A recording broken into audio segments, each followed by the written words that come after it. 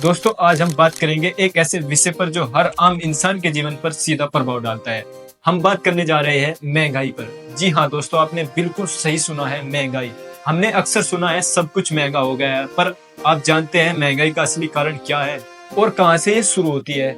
आज हम जानेंगे कि भारत में महंगाई कितनी है, क्यों होती है और कैसे हमारे रोज के जीवन को प्रभावित करती है। तो दोस्तों, मैं आपका दोस्त समीर चौधरी और आपका स्वागत है एक बार फिर आपके अपने YouTube channel Sameer finance advisor में। तो चलिए आज की इस वीडियो को शुरू करते हैं। What is inflation? सबसे पहले समझते हैं इन्फ्लेशन होती क्या है। सरल शब्दों में कहा जाए तो इन्फ्लेशन का मतलब है पैसे की परचेसिंग पावर का कम होना। मतलब पहले जो सामान 100 रुपए में आता था, आज वही चीज 120 या 150 में मिल रही है। ये कीमतें लगातार बढ़ती रहती है। आपकी जेब में पैसा तो वही है, पर उससे आप कम चीज खरीदते हैं। चलिए इसे एक स्टोरी के थ्रू समझते हैं। ये स्टोरी रमेश नाम के पर्सन की है। रमेश एक मिडिल क्लास इंसान है जो मुंबई में रहता है और एक प्राइवेट नौकरी करता है। पहले रमेश अपने परिवार के साथ आराम से गुजारा करता था, क्योंकि उसकी तनख्वाह थी 50,000 रुपए पर मंथ। उस वक्त 1 किलो दाल का दाम था 80 रुपए किलो, सब्जी मिल जाती थी 30 से 40 रुपए किलो और रसोई गैस सिलेंडर 500 से 600 रुपए में। लेकिन धीरे धीरे चीजों के दाम बढ़ने लगे। सब्जियां 60 से 70 रुपए किलो हो गई और गैस का सिलेंडर 1000 से 1200 रुपए हो गया। रमेश की सैलरी सिर्फ थोड़ी सी बढ़ी, लेकिन उसका खर्चा कई गुना बढ़ गया। रमेश को समझ नहीं आ रहा है कि ये सब हो कैसे रहा है। तो ये कहानी एक आम हिंदुस्तानी की है, जिसे हम देखेंगे कि महंगाई कैसे दिखती है। महंगाई सिर्फ रमेश को ही नहीं, हम सबको प्रभावित करती है, चाहे हम किसी भी शुरुआत में हो। अब हम समझेंगे कि ये महंगाई होती क्यों है। सबसे पहला कारण है डिमांड पुल इन्फ्लेशन। जैसा कि नाम से ही समझ आ रहा है, जब किसी चीज की डिमांड बढ़ जाती है और सप्लाई उतनी ही होती है तो चीजों के दाम बढ़ने लगते हैं। एक एग्जांपल के तौर पर समझते हैं। जब लॉकडाउन के बाद मार्केट खुली, लोगों के पास काफी सारा पैसा बचा हुआ था और सब लोगों ने खरीदारी शुरू कर दी। उस वजह से डिमांड तो बढ़ गई, लेकिन फैक्ट्रीज उतनी जल्दी सप्लाई नहीं कर पाई, जिससे कीमतें बढ़ गई। जाहिर सी बात है जी कि जब लॉकडाउन लगा हुआ था तो फैक्ट्रीज भी तो बंद थी ना। ये वैसा ही है जैसे फेस्टिवल सीजन में हम सब नए कपड़े खरीदने या इलेक्ट्रॉनिक्स खरीदने जाते हैं। डिमांड तो बढ़ जाती है, लेकिन मार्केट में चीजों की अवेलेबिलिटी लिमिटेड होती है, तो प्राइस ऑटोमेटिकली अपने आप बढ़ जाते हैं। दूसरा कारण कॉस्ट पुश इन्फ्लेशन। इसका मतलब यह होता है कि जब माल बनाने की लागत बढ़ जाती है तो मैन्युफैक्चरर्स भी अपने दाम बढ़ा देते हैं। भारत में पेट्रोलियम और कच्चे माल जैसी चीजों के जब दाम बढ़ते हैं तो उनका सीधा असर हर चीज पर पड़ता है।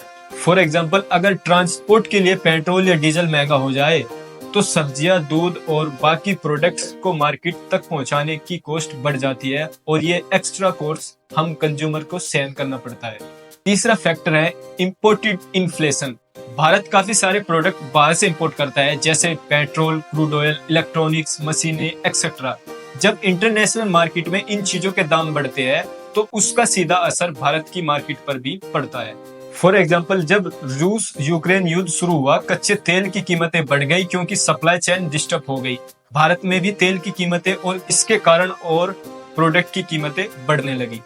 Fiscal deficit and government policies एक और इम्पोर्टेंट रीजन है। फिस्कल डिफिसिट, जब सरकार अपने खर्चों को पूरा करने के लिए ज्यादा पैसा प्रिंट करती है या ज्यादा लोन लेती है तो बाजार में पैसा तो बढ़ जाता है, लेकिन उसके बदले में प्रोडक्ट या सर्विस नहीं बढ़ पाती है। इसी वजह से डिमांड ज्यादा और सप्लाई कम हो जाती है, जिससे प्राइस बढ़ने लगते हैं। जैसे 2020-21 में कोविड के दौरान में सरकार ने अर्थव्यवस्था को बढ़ावा देने के लिए काफी पैसा सर्कुलेट किया, लेकिन उससे बाजार में महंगाई का दबाव बढ़ गया और इसका असर आज तक देखा जा रहा है। ग्लोबल फैक्टर्स भी एक मेजर रोल प्ले करता है। जैसे मैंने पहले कहा, वॉर्स, नेचुरल डिजास्टर और ग्लोबल फाइनेंशियल क्राइसिस का भी असर होता है। अगर किसी बड़े देश की अर्थव्यवस्था गिरती है तो उसका असर भारत जैसी विकासशील अर्थव्यवस्थाओं पर भी पड़ता है। एग्जाम्पल के लिए, जब 2008 का ग्लोबल फाइनेंशियल क्राइसिस हुआ था तो उसके बाद भारत में इन्फ्लेशन तेजी से बढ़ी थी। आज के वक्त में भी अमेरिका में मंदी का असर भारत सहित दुनिया भर के बाजारों पर पड़ता है। अब समझते हैं कि इन्फ्लेशन का प्रभाव हर रोज की जिंदगी में कैसा होता है। कहानी याद है ना आपको रमेश जी की? चलिए देखते हैं कैसे महंगाई ने उसकी जिंदगी को बदल दिया। Rising cost of living. Ramesh को अब हर चीज के लिए ज्यादा पैसा देना पड़ रहा है। घर का किराया बढ़ गया है, बच्चों की स्कूल की फीस भी बढ़ गई है और किराने के सामान पर भी ज्यादा पैसा खर्च हो रहा है। जिस सैलरी से पहले सब कुछ मैनेज हो जाता था, अब वही सैलरी थोड़ी कम लगने लगी। Reduce saving. रमेश पहले महीने के अंत में कुछ पैसा बचा लेता था, लेकिन अब उसके पास बचत के लिए ज्यादा कुछ बचता ही नहीं। जब महंगाई बढ़ती है तो लोगों के लिए अपने भविष्य के लिए बचत करना मुश्किल हो जाता है। Decline in investments. अब जब लोगों के पास बचत कम होती है तो स्वाभाविक रूप से इन्वेस्टमेंट भी कम करते हैं। रमेश का रिटायरमेंट के लिए इन्वेस्ट करना मुश्किल हो गया है, क्योंकि सब कुछ तो रोजमर्रा के खर्चों में चला जाता है। Effect on small businesses. छोटे व्यापारी भी महंगाई से बुरी तरीके से प्रभावित होते हैं। जैसे रमेश के एक दोस्त सुरेश की किराना की दुकान है। सुरेश को भी होलसेलर से महंगी चीजें मिलती है, लेकिन कस्टमर उससे वही पुराने दाम पर खरीदना चाहता है। इस वजह से सुरेश का प्रॉफिट मार्जिन कम होता जा रहा है। Impact on borrowings. जब महंगाई बढ़ती है तो बैंक भी अपना इंटरेस्ट रेट बढ़ा देते हैं। मतलब अगर आप घर या गाड़ी लोन लेना चाहते हैं तो आपको ज्यादा इंटरेस्ट देना पड़ेगा। रमेश को अब सोचना पड़ेगा कि उसका अपना घर कब होगा, क्योंकि अब लोन लेना उसके लिए महंगा पड़ रहा है। तो दोस्तों, ये थी कहानी महंगाई की और कैसे ये एक आम हिंदुस्तानी की जिंदगी को बदल देता है। लेकिन इसका समाधान क्या है? क्या हम महंगाई को कंट्रोल कर सकते हैं? पहला है मॉनेटरी पॉलिसीज। सरकार और भारतीय रिजर्व बैंक आरबीआई मिलकर इन्फ्लेशन को कंट्रोल करने के लिए मॉनेटरी पॉलिसीज बनाते हैं। आरबीआई इंटरेस्ट रेट्स को एडजस्ट करती है ताकि मार्केट में पैसे का फ्लो कंट्रोल हो सके। Second, supply chain management. चीजों की सप्लाई को इम्प्रूव करना भी इन्फ्लेशन का एक सॉल्यूशन है। अगर हमारे पास बेहतर इंफ्रास्ट्रक्चर सप्लाई चेन हो तो हम डिमांड और सप्लाई के बीच का गैप कम कर सकते हैं। Third, increasing domestic production. अगर हम इंपोर्टेड सामान पर कम डिपेंडेंट करें और अपने देश की ही ज्यादा प्रोडक्शन करें तो महंगाई का असर कम हो सकता है। इसलिए मेक इन इंडिया जैसी कंपनीज को बढ़ावा देना जरूरी है। तो महंगाई एक ऐसी हकीकत है जिसे हम पूरी तरीके से तो खत्म नहीं कर सकते, लेकिन हाँ, समझकर और सही कदम उठाकर अपनी अर्थव्यवस्था और खुद के जीवन का उस पर असर कम कर सकते हैं।